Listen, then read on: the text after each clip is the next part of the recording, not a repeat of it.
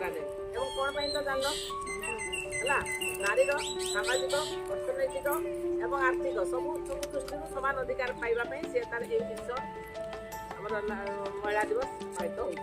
ଧନ୍ୟବାଦ। ବର୍ତ୍ତମାନ କ'ଣ କରିବା ଆରମ୍ଭ କରିବା ଝୋଟି ଝୋଟିଟା ତ ହେଇପାରିବନି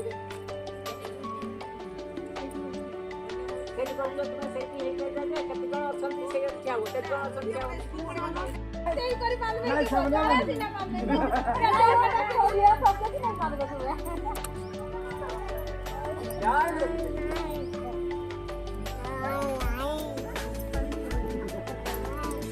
पानी टिके दियो